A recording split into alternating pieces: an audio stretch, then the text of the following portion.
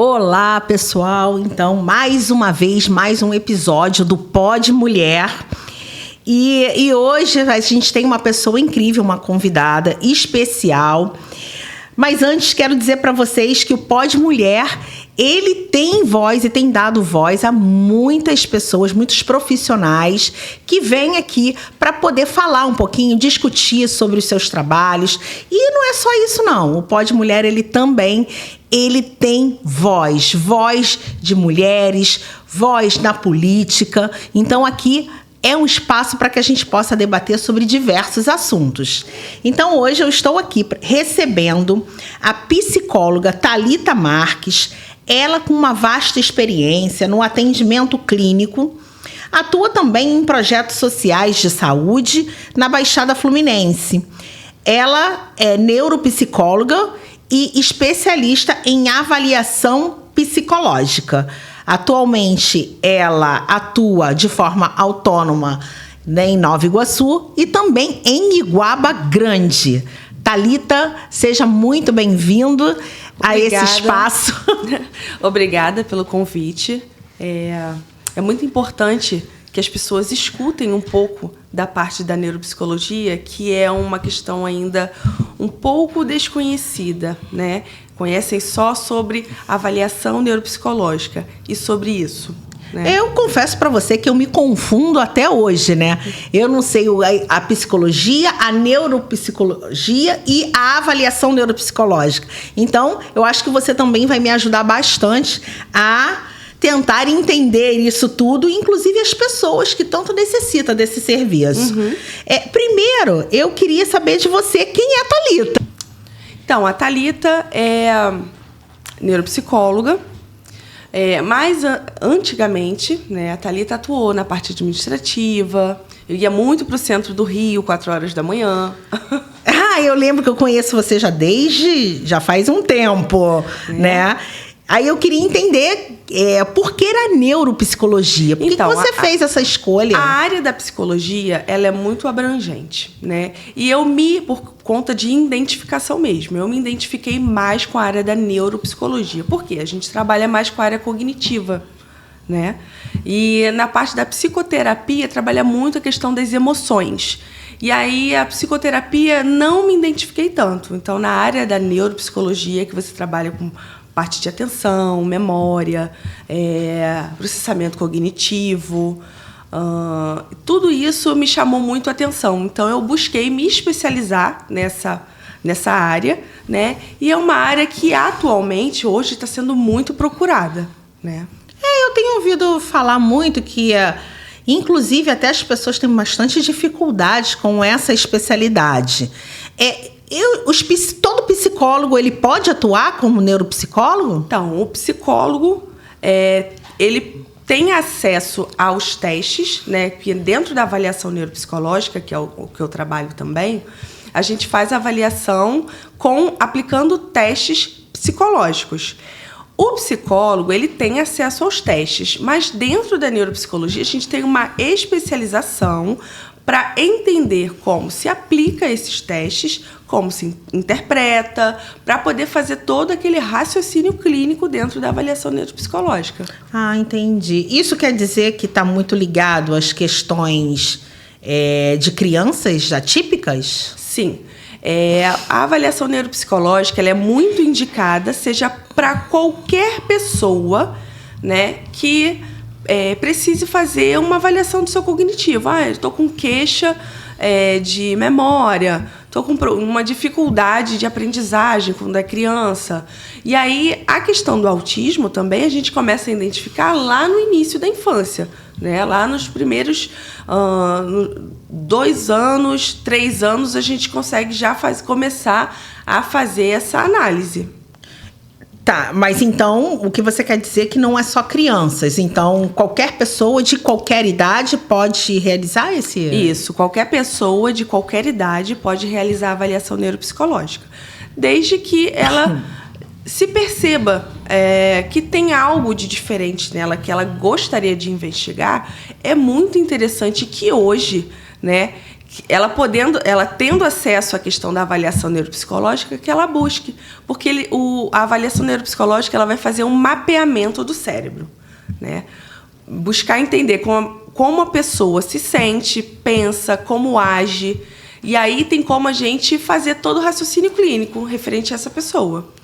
Então, por exemplo, se mesmo que eu não tenha um pedido médico, mas eu sinto que eu tenho uma certa necessidade, porque eu perco um pouco a atenção das coisas, ou eu tenho uma dificuldade de aprendizado. Se eu me percebo dessa forma, eu, por minha conta, posso buscar um profissional para fazer esse teste? Então, atualmente, você pode, né, buscar através da consulta particular. Geralmente, quem tem plano de saúde, né, precisa estar com um pedido médico para que consiga o plano liberar, né? Mas a pessoa de livre demanda, ela consegue buscar avaliação neuropsicológica por conta própria, seja por solicitação dela, por solicitação da escola, solicitação do pediatra ou solicitação de outro terapeuta. Talvez ela possa estar fazendo algum acompanhamento terapêutico, como fono, psicoterapia, psicopedagogia, terapia ocupacional, psicomotricidade. Qualquer encaminhamento pelo particular, eu aceito. Entendi. Agora, encaminhamento particular, se ela se sentir vontade de fazer, ir lá, você atende? Também, livre demanda. Entendi. Eu já via, olha, porque agora tem muita diferença, é isso que eu queria entender. Não desmerecendo a profissão dos outros colegas, mas existe o terapeuta, que eu vi muita gente fazendo teste e trabalhando com crianças atípicas. Terapeutas, sem ser psicólogos. E qual a diferença entre um e o outro? Como é que se trabalha isso? Então, o terapeuta que não é psicólogo, ele pode ser uma fono, um psicomotricista, né? Então, assim, a terapia dele depende do quadro que ele vai trabalhar. Né? Entendi. Aqui você respondeu, né, que quando uma pessoa deve procurar uma avaliação, então sempre que se sentir necessidade. Uhum. A gente tem, porque essa pergunta está lá embaixo, mas eu senti necessidade de colocar ela agora, até mesmo porque você falou sobre pedidos médicos e em relação também aos pedidos para as pessoas que têm planos de saúde. A gente sabe que é um desafio gigantesco, tanto no Sistema Único de Saúde, tanto também pelas operadoras de saúde, a realização dessa avaliação neuropsicológica. Porque essa avaliação, ela te dá o quê? É um laudo para que o neurologista feche o diagnóstico definitivo. Uhum. Então, me fala isso. Primeira coisa, dificuldades no SUS e nas operadoras de saúde. Como é que a gente poderia... como é que você tem acompanhado isso? Então, a gente sabe que no SUS não tem avaliação neuropsicológica, né? Então, muita gente do SUS vem procurar, através do particular, esse tipo de atendimento. Já pelo particular, geralmente é muito difícil o plano liberar o atendimento, mesmo com o pedido médico. Do próprio médico da rede, é difícil, às vezes, conseguir avaliação neuropsicológica pelo plano. E o que acontece? O que eu faço? Geralmente, quando a pessoa procura pelo particular e dependendo do contrato que ela fez com o plano de saúde, ela pode fazer pelo particular. Eu consigo fazer emitir um recibo fiscal, né? E esse recibo ele pode ser apresentado no plano e pedido reembolso, integral ou parcial. Mas isso tudo vai depender do contrato que ele fechou com a operadora de saúde. E aí ele precisa ligar, a pessoa que tem o plano de saúde precisa ligar para a operadora de saúde e buscar saber como está esse contrato dela, se aceita solicitação de reembolso ou não. Uhum. Agora, aqui eu vi que você também faz avaliação com idosos. Quais são todos os tipos de avaliação que é realizada? Porque eu vi que você faz para cirurgia bariátrica. Vi que você faz em adulto, idosos e como é que é isso? Me fala. Porque para mim, eu tinha quase certeza que era só criança. Não, então, a avaliação neuropsicológica para adultos e idosos, ela funciona da seguinte forma. Quando você busca uma avaliação, é porque você suspeita de algo, né? E aí, essa suspeita, a gente aplica testes psicológicos, né, para poder identificar se tem alguma dificuldade, seja no quadro de atenção, de memória, né? E em casos de idosos, auxilia para saber qual a extensão de problemas neurológicos que essa pessoa tem. Qual é a extensão do quadro dessa pessoa? Por exemplo, alguém com um quadro de Alzheimer, você, quando aplica o teste neuropsicológico, a gente consegue identificar qual a extensão do quadro que essa doença está causando para essa pessoa. Bem como para quem tem tumor cerebral, vamos dizer assim. Dependendo da área, você consegue mapear qual é a extensão desse quadro nessa pessoa que tem o tumor. Entendeu? Entendi. Então, varia de caso para caso. São vários casos que a gente pode atuar, né? Principalmente também TCE, AVC, a gente consegue também atuar nessa parte. E a parte... Então, como é que seria do AVC? Então, todos eles, dependendo do quadro que a pessoa me traz, né, que é uma anamnese que a gente faz na avaliação neuropsicológica, que é o primeiro passo antes da avaliação, é você conversar com a pessoa, identificar tudo sobre a pessoa, né? E a pessoa vai contar tudo dela, vai trazer exames, encaminhamentos, relatórios, tudo que ela tem para a gente poder criar uma hipótese diagnóstica e investigar em cima dela, entendeu? Entendi. E aí, através disso, é que a gente vai selecionar quais os testes nós iremos utilizar. Entendi. Então, existem testes específicos, crianças, adultos, idosos, são testes diferenciados, é isso? Porque eu já vi também, quando você vai procurar, as pessoas têm avaliação neuropsicológica, mas só atende criança. Por que só atende criança e não atende outro? Quem faz um não faria o outro? Me explica isso. Então, a avaliação neuropsicológica para criança, ela tem um procedimento diferente. Então, você usa muito a parte lúdica, do brincar, né, do interagir. Você precisa criar uma conexão com aquela criança para que ela consiga se desenvolver bem nos testes, né? E os testes, dependendo deles, tem teste que ele não pode ser aplicado em criança. Então, ele é separado por idades. Então, começa a partir daí dos 2 anos e meio de idade até os 6 anos, alguns testes. Outros testes vão de 6 até 80 anos. Então, você tem que separar o teste, né, para poder você aplicar. Então, tem gente que tem a facilidade também de aplicar teste em criança, porque é lúdico, ela já tem aqueles testes disponíveis, ou ela só entende dessa parte da área infantil mais aprofundadamente, né? E aí, na parte do adulto também, a gente seleciona o teste por faixa etária. E hoje em dia, eu tenho observado lá na organização social, que também, né, você atende lá, muitas pessoas, muitas mães têm buscado, inclusive, já com adolescentes. Já não é mais criança, já são adolescentes. Observam aí as questões de problemas dentro da escola e, através da própria escola, tem a indicação de buscar uma avaliação. Então, a gente tem percebido que vários adolescentes têm, hoje em dia, né, os responsáveis têm buscado mais sobre esse teste. E isso consegue diagnosticar algum TDAH?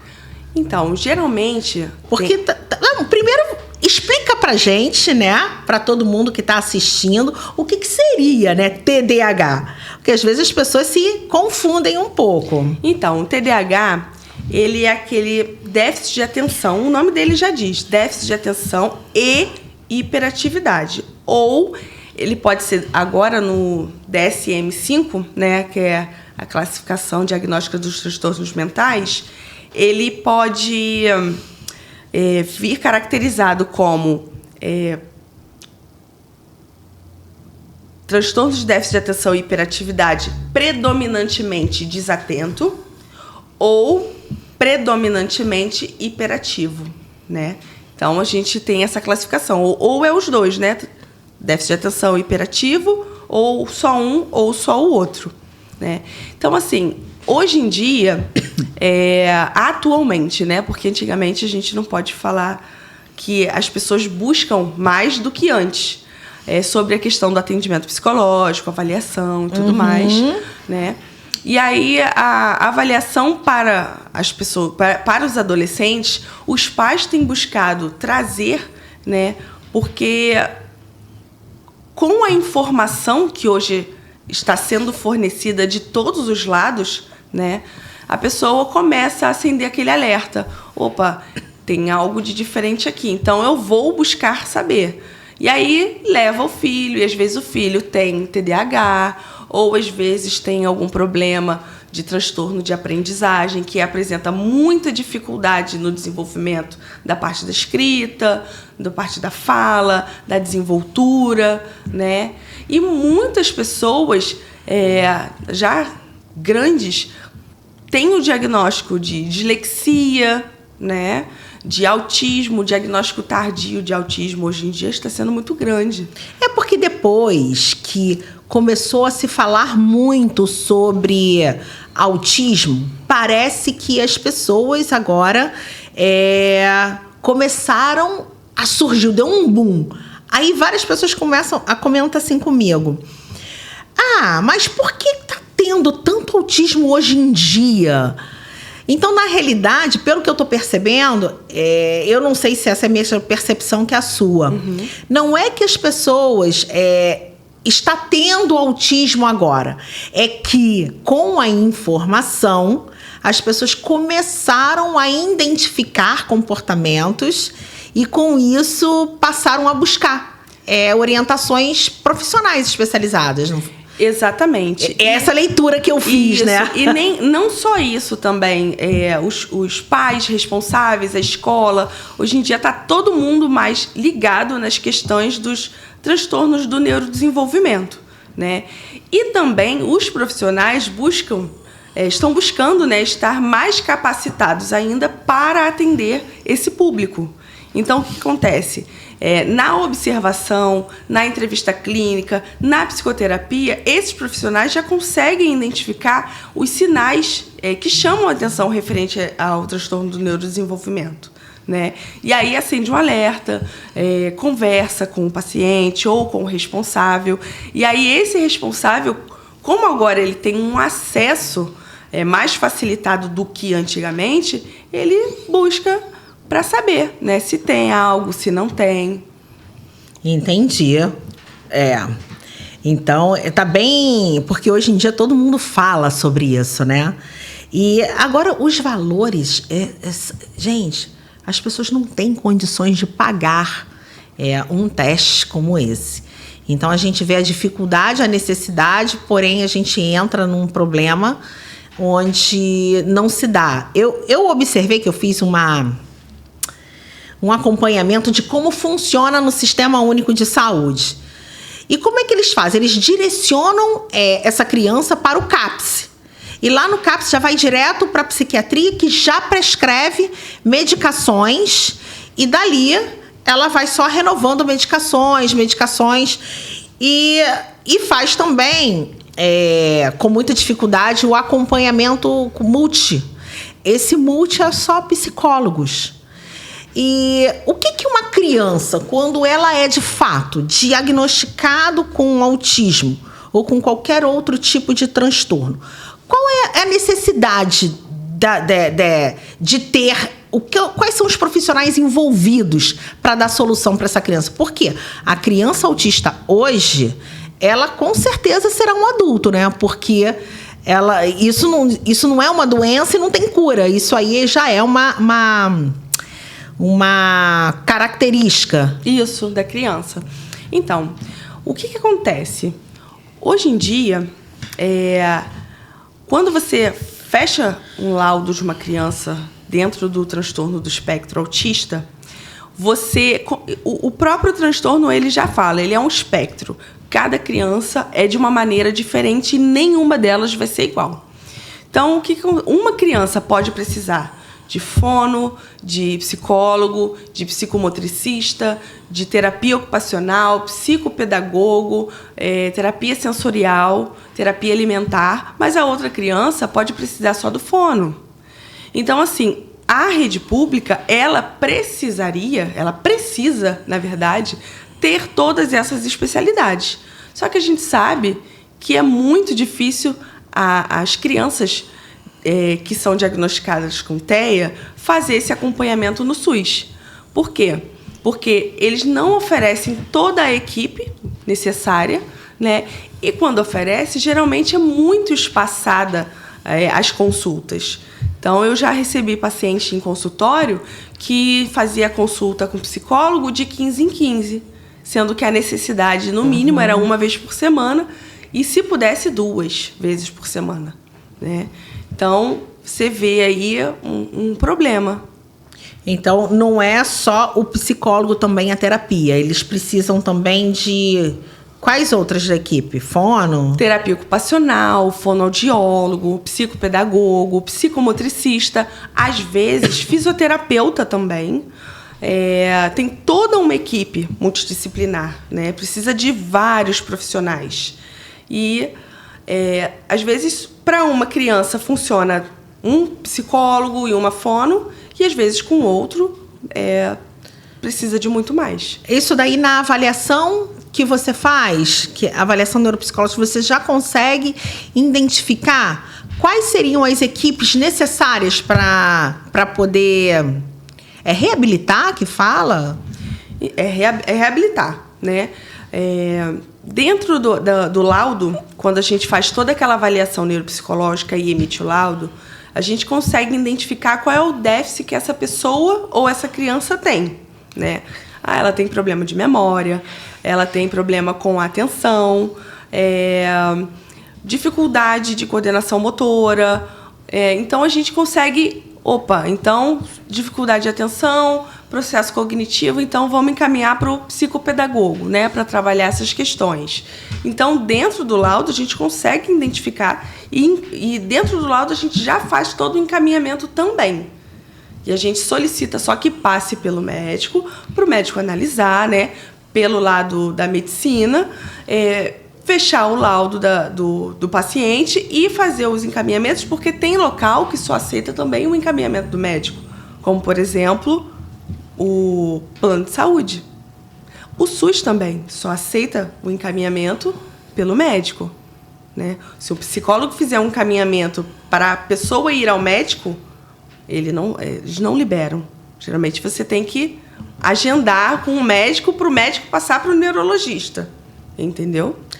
Isso aí é uma luta, uma burocracia que acaba levando várias famílias em grandes transtornos, né? Porque o próprio psicólogo ele já teria condições de fazer um encaminhamento para as equipes multiprofissionais, né? Porque é ele que está avaliando.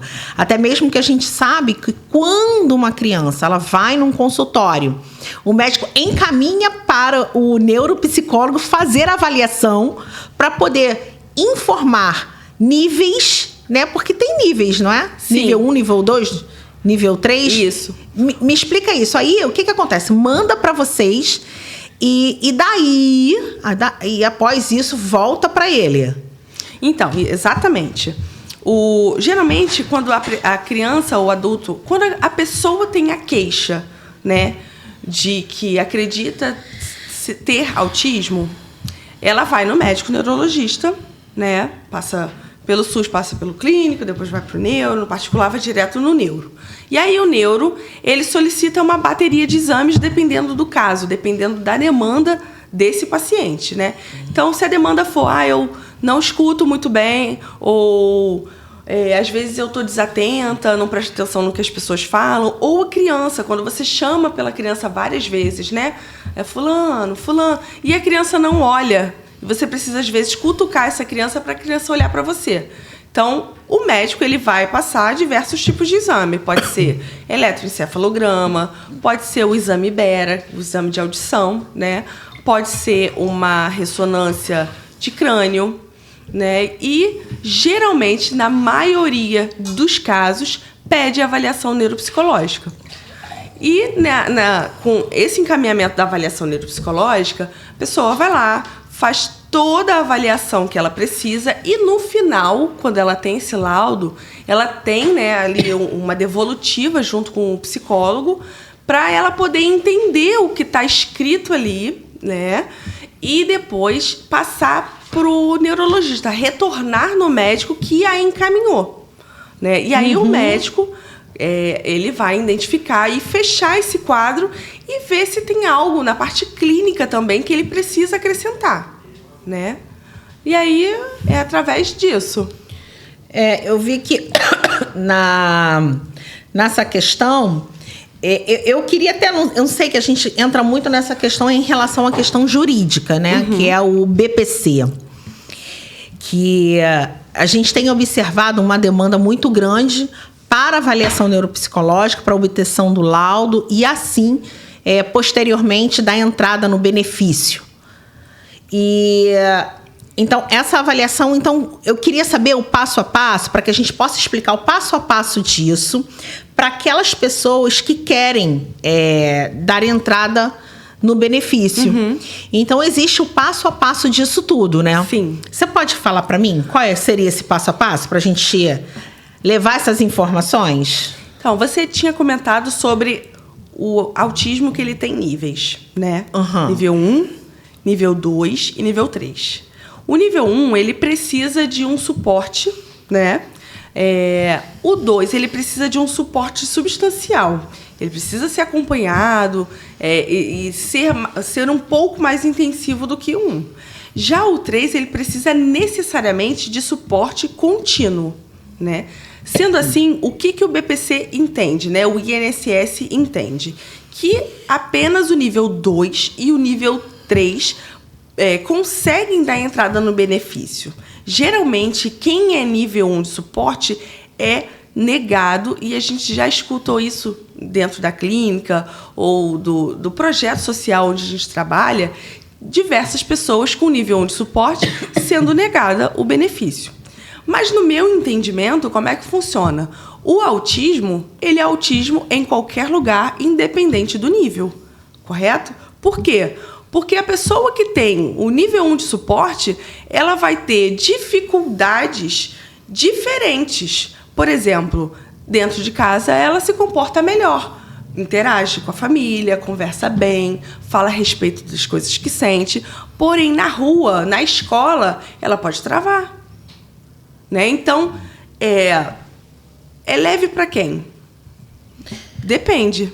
E nesse caso aí entra geralmente com uma ação jurídica, porque Sim. já existe dentro da legislação sobre isso. Exatamente. Uma vez com laudo de autismo, independente de níveis, né? Independente de nível, a pessoa que tem um laudo da neuropsicologia, né, ela levando para o médico neurologista, ele fecha esse laudo, e aí com esse laudo do médico, a justiça, ela só aceita o laudo para fechar diagnóstico do médico neurologista acompanhado do neuropsicólogo, né? Porque ela fez todo aquele acompanhamento realmente para identificar se ela tem mesmo ou se ela não tem, se ela se enquadra dentro do transtorno. Né? Então isso juridicamente, então é necessário tanto o laudo do neuro, tanto também do neuropsicólogo.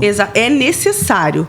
Do neuropsicólogo, ele não é obrigatório, mas muitos juízes pedem. Então, quando o advogado ele já solicita para que a pessoa dê os documentos, o advogado já solicita para que passe no neuropsicólogo para ter a avaliação completa, porque às vezes o benefício é negado por falta do laudo neuropsicológico.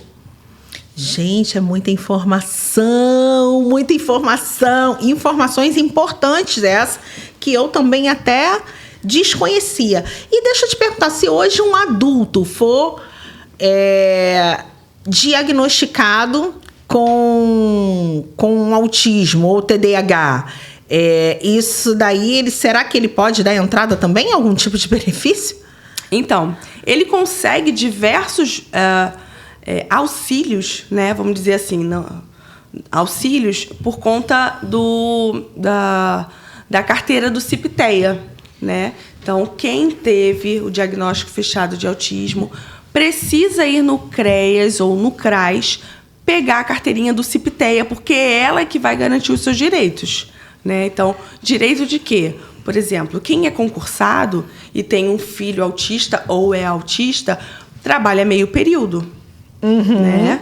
Para poder se dedicar ao outro restante à criança, né? Ou às terapias, a pessoa que é autista e já é o adulto. Outras questões também é isenção de IPVA, né? Desconto na conta de luz, né? Na conta de energia, vagas preferenciais. Então, tem todos os benefícios que ela pode se utilizar através da carteirinha do CIP-TEA. Nossa, interessante. Mas para ter a carteirinha do CIP-TEA, automaticamente precisa de laudo neuropsicológico, neuropsicológico, dar entrada mas aí tem que dar entrada também no CREAS, né? No CREAS e no CRAS. No CREAS e no CRAS.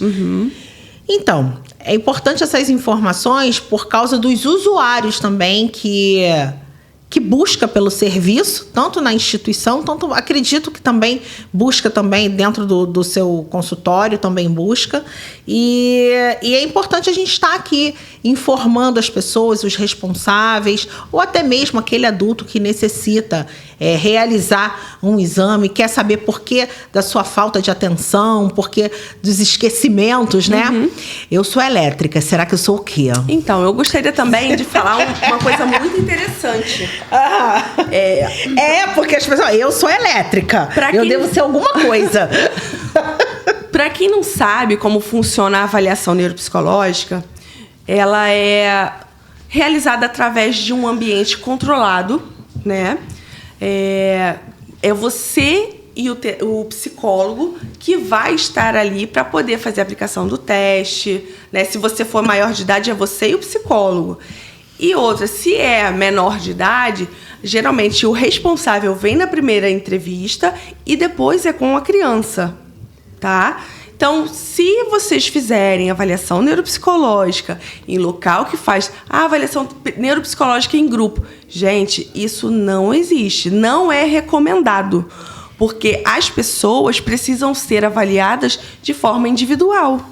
E os testes, que quando são aplicados, eles são aplicados e testados cientificamente da forma que eles indicam dentro do manual, que é individual. Então, quando o teste pode ser aplicado de forma coletiva, dentro do manual tá de forma coletiva, né? Quer dizer que fatores ambientais, que são o que está acontecendo à volta, não vão interferir no resultado daquele teste. Gente, você trouxe uma coisa que eu tô aqui pasma o que você está falando. Por quê? Eu já vi anúncios de avaliação neuropsicológica e que quando você entra para marcar, ela é feita em grupo.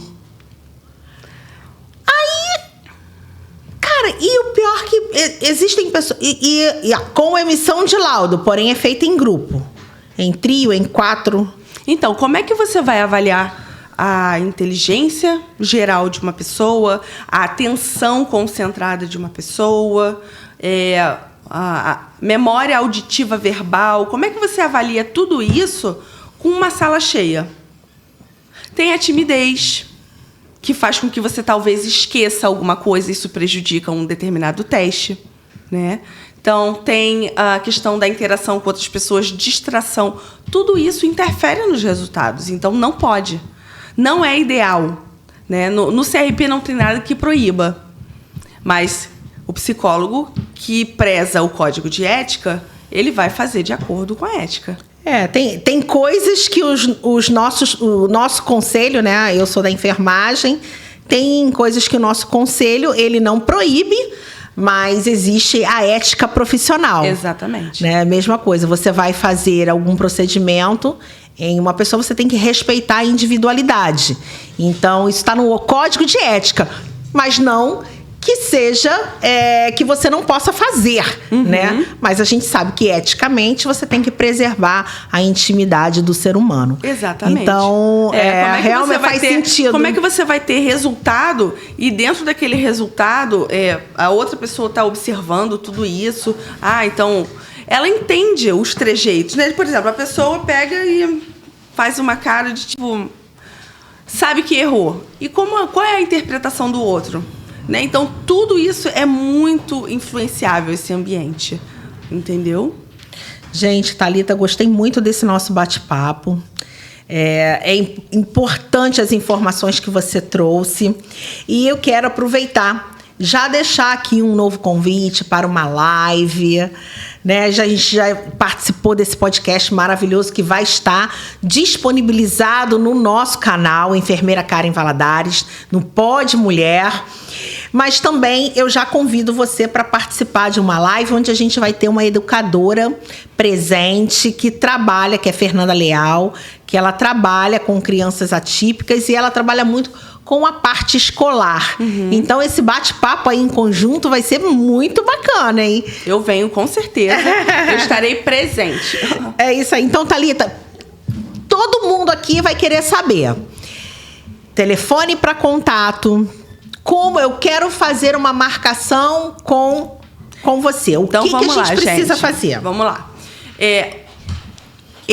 Os serviços que eu trabalho são avaliação neuropsicológica, avaliação psicológica pré-operatória, avaliação de perfil profissiográfico, que é para pessoas que vão fazer concurso público, né, e que vão assumir um determinado cargo, e aí elas precisam dessa avaliação, tem local que solicita. Eu faço também, tá? Reabilitação neuropsicológica e também avaliação psicossocial ocupacional, que é de acordo com a NR1. Então, o meu telefone é 219-7238-1179. E aí você pode entrar pelo WhatsApp. Sou eu mesma que respondo. Gente, eu demoro um pouquinho, tá? Porque às vezes eu tô atendendo. Mas eu sempre respondo independente da hora que for. Nossa, que legal! Faz contato direto com o profissional. Comigo, fala direto comigo. E eu atendo em Nova Iguaçu e Guaba Grande. Nossa, então, o povo de Iguaba também tem os serviços lá disponibilizados. Thalita, muito obrigada por esse convite, pela sua disponibilidade de tempo. Foi um bate-papo maravilhoso e muito esclarecedor. Então, você que assiste direto ao nosso Pode Mulher, você não deixe de acompanhar os nossos episódios, seguir lá nas redes sociais e também dar aquele likezinho, compartilhar, ativar sininho. Então, tudo lá, tá? Então, eu espero vocês também no nosso Instagram, @enfermeira Karen Valadares. Então, gente, até breve e até o próximo episódio.